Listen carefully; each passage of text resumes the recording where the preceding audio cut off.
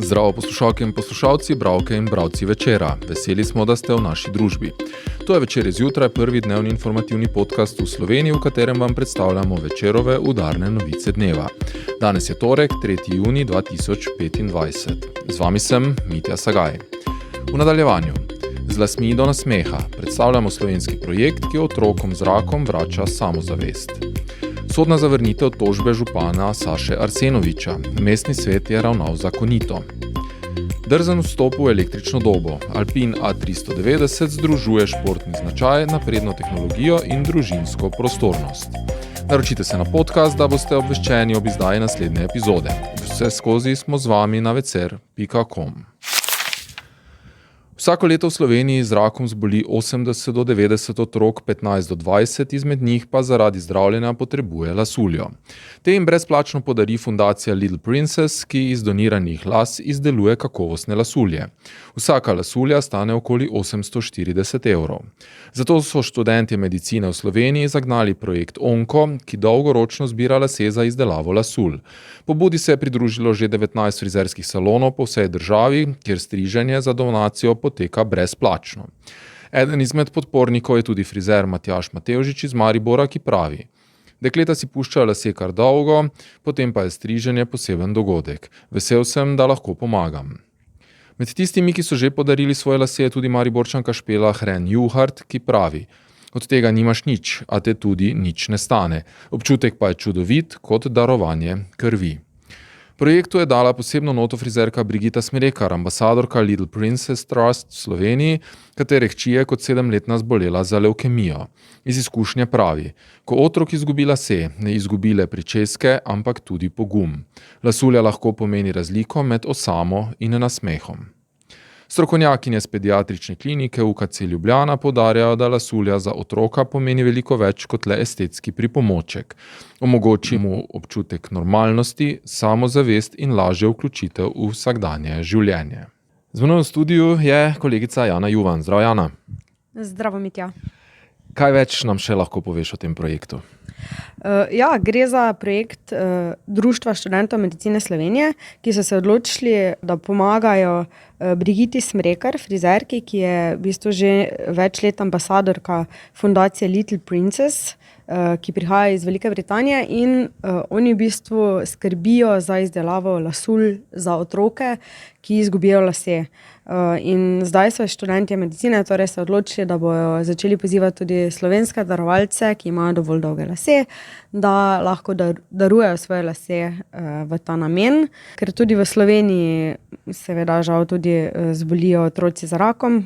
Povprečno pravijo, da jih je med 80 in 90 in od tega naj bi jih 15 do 20 zaradi zdravljenja tudi potrebovalo lasuljo oziroma izgubilo lase. Čeprav razumem, bodo vsi ti lasje šli za slovenske otroke ali tudi za tuje? Ne, v bistvu ti, ko daruješ lase, daruješ tej fundaciji, oni izdelajo lasuljo, ne ve pa se, komu daruješ. Torej je pa možno, da vsak slovenski otrok tudi brezplačno prejme lasuljo, če jo potrebuje. Ni pa nujno, da bo zdaj slovenski las šel za lasuljo namenjeno slovenskemu otroku, ker to sploh v bistvu ni pomembno, ampak gre za mednarodno eno tako akcijo vezovanja in izdelovanja teh lasulj. Prvič so torej zdaj tako slovenski darovalci kot slovenski otroci v bistvu vključeni v ta projekt. V bistvu so lahko bili že prej, če se je kdo sam angažiral, poiskal to spletno stran Little Princess, daroval lase. Jaz imam eno sogovornico, ki je to na tak način pred leti tudi storila. Zdaj pa ste se vključili tudi slovenski frizerji, ki ponujajo striženje brezplačno za ljudi, ki se odločijo, da bodo darovali lase. Kakšni pa so sicer pogoji, da lahko daruješ lase in kje je to mogoče narediti? Seznam salonov, kjer je možno narediti, je objavljen na njihovi spletni strani projekta Onko. Tudi v Sloveniji torej, 2 salona sta tudi v Mariboru, v Račah in tako naprej. Najboljše, da si pač tisti, ki jih zanimajo, to pogledajo na spletni strani. Sicer pa je zaželeno, da so lasje dolgi vsaj 30 cm, da so zdravi, naravni, nebarvani, nebeljeni, tudi sivi ne smejo biti, in potem v bistvu tako postrižejo v čopih in za izdelavo ene lasulje potrebujejo v bistvu 18 čopov. Tako da tudi ni nujno, da bo iz darovanega enega čopa, mislim, ne ni nujno, sigurno ne bo lasulja od istega darovalca narejena. Super, hvala Jana za vsa pojasnila. Več lahko preberete v Večeru in na večer.com. Upravno sodišče v Mariboru je s pravnomočno sodbo zavrnilo tožbo župana Mestne občine Maribor Saše Arsenoviča zoper mestni svet, s katero je župan izpodbijal zakonitost odločitev o imenovanjih in razrešitvah članov nadzornega sveta v javnem holdingu Maribor. Razlog za tožbo je bila odločitev mestnega sveta konec leta 2023, ki je županu s prepričljivim rezultatom 26:9 odvzel ustanoviteljske pravice v holdingu. Medtem ko so svetniki menili, da je župan te neupravičeno prenesel nase, je Arsenovič odločitev ocenil kot nezakonito. Na sodišču, kjer ga zastopala odvetnica Nina Zidar Klemenčič, je zatrjeval, da je odgovornost župana, da izvršuje ustanoviteljske pravice in poudarjal, da gre v tem primeru za pravno in politično vprašanje, saj se je za tožbo odločil, ker je prišlo do spremembe sestave mestnega sveta, ki da je začutil priložnost, da sam izvršuje ustanoviteljske pravice. Na drugi strani je mestni svet, ki ga je zastopal odvetnik Matjaž Ulčar, ves čas poudarjal, da je ključno vprašanje, ali ima župan izključno pristojnost za izvrševanje ustanoviteljskih pravic v holdingu in menil, da to nikakor ne more držati. Če bi držalo, namreč v Sloveniji v okviru lokalne samouprave pri tem vprašanju ne bi imeli kup različnih ureditev. Da je odločitev sodišča pričakovana, meni vodja največje opozicijske svetniške skupine SDS Franc Kangler, ki pričakuje, da bo župan stroške, ki so nastali s tožbo, v proračun povrnil osebno. Enako pričakujejo tudi v Listi za pravičnost in razvoj, menijo namreč, da je nedopustno, da se župan odloči za tožbo proti mestnemu svetu na stroške davkoplačevalcev. Da je mestni svet z odlokom omogočil bistveno bolj transparentno delovanje javnega holdinga Maribor, pa je prepričan Igor Jurišič iz stranke Mladih Zelene Evrope, ki je sporni odlok tudi predlagala. Avtomobilska znamka Alpine s predstavitvijo modela A390 odpira novo poglavje svoje zgodovine in se odločno podaja v električno prihodnost. Znamka, ki je dolga leta slovela po športnem modelu A110, zdaj širi svojo paleto in ponuja več kot le klasične športnike.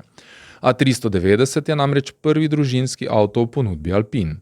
Novi električni SUV, ki temelji na konceptu A390 Beta, ohranja prepoznavne oblikovne elemente, kot so dinamična strešna linija in detajli, kot je silhueta modela A110 na vetrobranskem steklu.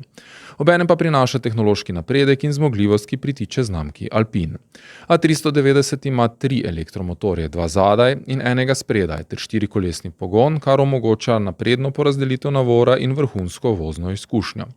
Zabava se začne pri različici A390 GT, ki razvije 294 kW in 650 Nm navora, z mesta do 100 km na uro pa pospeši v 4,8 sekunde. Stopničko višje je, vsaj za zdaj, A390 GTS, ki razvije 345 kW in 808 Nm navora. Do 100 km pospeši v 3,9 sekunde, končna hitrost je 220 km na uro. Ne glede na izbiro elektromotorjev ima A390 baterijo z zmogljivostjo 89 kWh, kar omogoča doseg do 555 km. V notranjosti prevladujejo oglati elementi, podobno kot pri Renaultovih Meganu in Petici, posebnost v sicer digitalizirani kabini pa je rdeči gum za prehitevanje. Ta pa ni edina referenca na dirkalnike Formule 1 znamke Alpine. Levo od volana je tudi moder gumb Recharge, s katerim voznik nastavi stopnjo rekuperacije in omogoči vožnjo z enim pedalom. Več o novem Alpine preberite v Večeru in na večer.com. To je bil večerodnevni podcast Večer je zjutraj 3. junija 2025. Z vami sem bil Mitja Sagaj. Kakovostno novinarstvo lahko podprete, da se naročite na tiskani in spletni Večer, postanete naš sledilec in bralec na družbenih omrežjih, naročnih naših podcastov in newsletterjev. Tako boste podprli novinarstvo, ki prinaša avtentične vsebine, ki jih pripravljajo naši novinarji in jih drugje ne boste našli. Želimo, da razumete, kako se vrti svet. Želimo vam odstreti vpogled v čas in prostor, v katerem živimo. Veseli bomo vaših komentarjev, pobud in kritik na različnih kanalih. Naročite se na Večer je zjutraj. Se beremo in slišimo.